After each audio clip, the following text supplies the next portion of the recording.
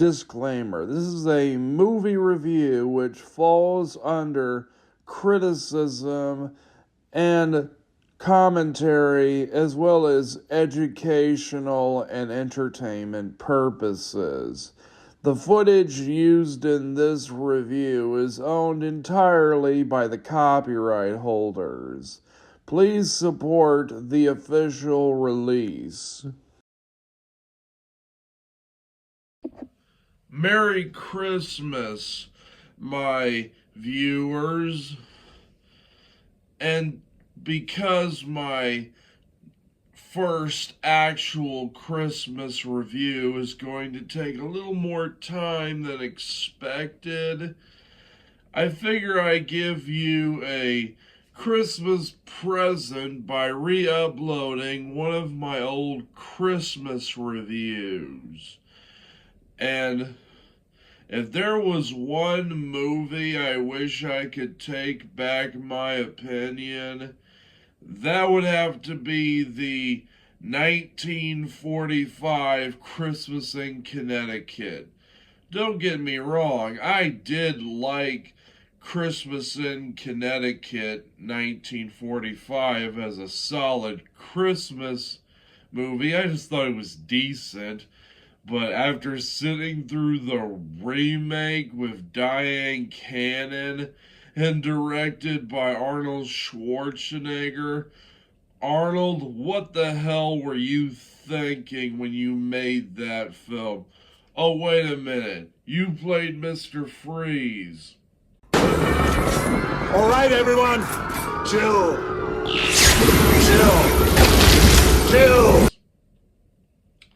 So who the hell knows what goes through your head, Arnold Schwarzenegger? No disrespect, we all love you. Anyhow, let us look back at my 2023 review of Christmas in Connecticut. A film I have come to greatly appreciate and actually like and love now.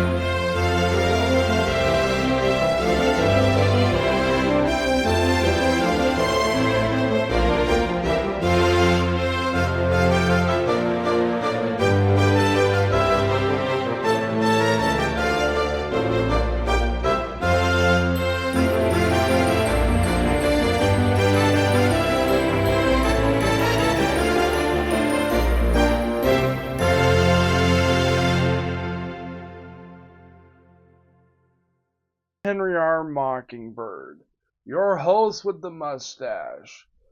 And for our season finale, I am going to be taking a look at A Christmas in Connecticut.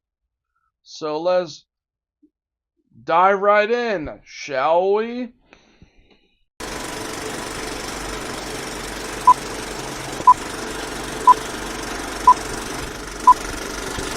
While recovering in a hospital, war veteran Jeffrey Jones becomes familiar with the magazine Diary of a Housewife, written by Elizabeth Lane. Jeff's nurse decides to write to the magazine publisher Alexander Yarley to arrange for him to spend time on her farm with her husband and her baby. But whoops, it turns out she has no farm, no husband, no baby, and doesn't know how to cook. Elizabeth and her friends decide to play a game of house, quite literally, by setting up a ruse to make it look like Elizabeth does know how to cook, does have a baby, and does have a husband, and does have a farm in Connecticut, and most importantly, does know how to cook before her own Christmas goose is cooked. So, what do I think? Well, I like it. It's a good Christmas screwball comedy. It's good, but not great. The film was directed by Peter Gottfried, who's known for this and pretty much nothing else. Principal photography was meant to start in 1944 with Bette Davis in the lead role, but ended up being replaced by Barbara Stanwyck. And the part of Alexander Yardley was originally going to go to John Alexander, best known for playing the Teddy Roosevelt type fella in Arsenic and Old Lace. But the part ended up going to Sidney Greenstreet of Maltese Falcon and Casablanca fame, and when the film was finally released, it was a success, gaining a made-for-TV adaptation by Lux Video Theater and a remake in 1991. Ugh.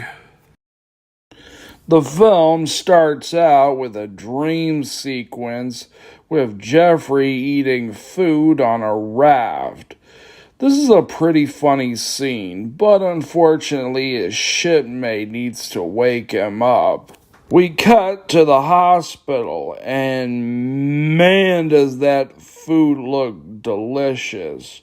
My mouth is just getting all watery just looking at it. But unfortunately, it's not for him, and instead he gets a vat of milk with an egg in it. Ugh. Decides to look at Diary of a Housewife and look at the food that's on it.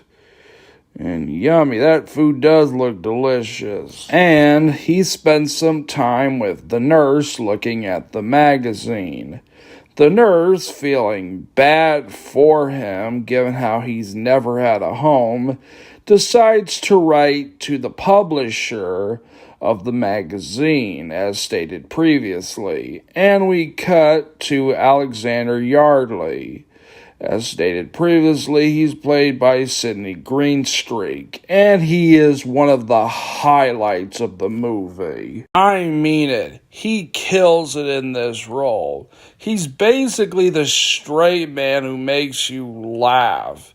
The guy reacting to all the odd stuff happening around him. And he is wonderful in this movie. And his character, Alexander Yardley, is always enjoying himself. He calls Elizabeth's other boss, and he gets sweaty under the collar when he hears that he wants Elizabeth to entertain the soldier. And we cut to Elizabeth's house. Or should I say apartment. And I gotta say, this whole double life, aka this whole persona that Elizabeth has, is quite ahead of its time, especially given how we have the internet today and we're all doing that with stuff like Instagram and TikTok. So yeah, this movie's quite ahead of its time. And now let's talk about Elizabeth. She's glamorous and vibrant and exciting, and enjoys being young and making lots of money. But she does not want to be discovered, so she has to resort to a madcap kind of agreement, which is very fun to watch. And she's played by Barbara Stanwyck, which, given her filmography, I'm surprised I haven't gotten to one of her movies sooner. Elizabeth gets an early Christmas present, that being a mink coat, which probably would have looked good on a woman back in 1945, but nowadays, if a woman was seen wearing a mink coat today, animal rights activists would probably throw red paint on it. Then Felix comes in.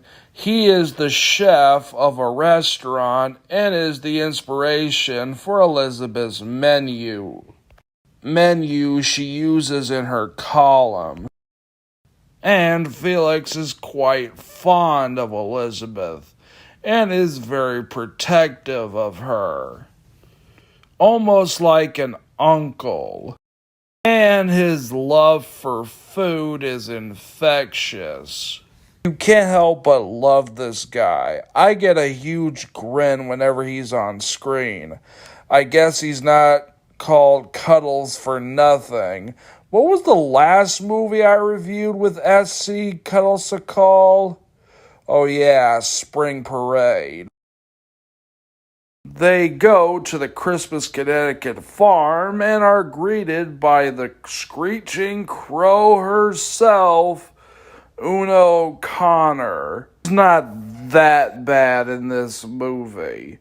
In fact, there's a funny scene between her character and SC Cuddlesacall character Felix arguing about over what kind of soup she's cooking, goulash or Irish stew, and he ends up putting paprika into it.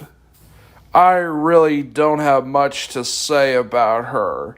Her character in this movie, just like her character in The Adventures of Robin Hood, 1938, is just fine. She's just fine in this movie. Let's talk about John Sloan. Well, there isn't a whole lot to talk about with him. He's just a boring snob. All you need to know about him is that he helped Elizabeth get out of a jam. He's an architect who all he talks about is his work.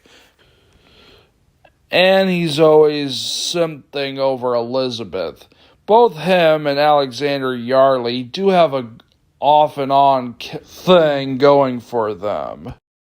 And we cut to Jeffrey singing the song of this movie, I'm Wishing That I May. Let's listen. I'm wishing that I may. I'm wishing that I might have the wish that I wish tonight. I've told my lucky star the wish that I made, and every time so far she's come to my aid. It may not be today, it may not be tonight, but I'm sure it will be all right. And maybe by tomorrow, if I wish with all my might, I might have the wish I wish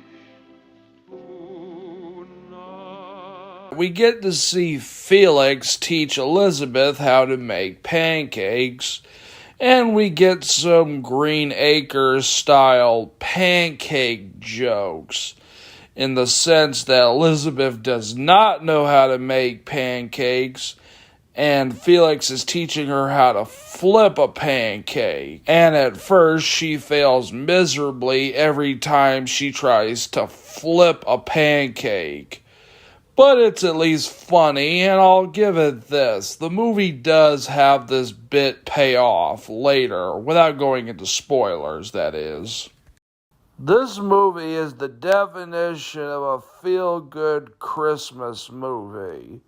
Just like Elizabeth falling in love with the soldier, you fall head over heels for this movie. And for that, I give it 5 gold stars. Merry Christmas to all, and to all a good night. See you in the new year. Well, until the next review, I'm Henry R. Mockingbird. Your host with the mustache signing. Who the hell are you supposed to be? I am the ghost of bad Christmas movies. You might remember me. What the hell are you doing here? I thought I freed you. Haven't you tortured me enough with that god-awful thing that calls itself a Christmas special that's known by the name Rhapsody Strike? I am free to please thee, or should I say torture thee. I'm going to torture you with a bad Christmas movie every 20th century reviews.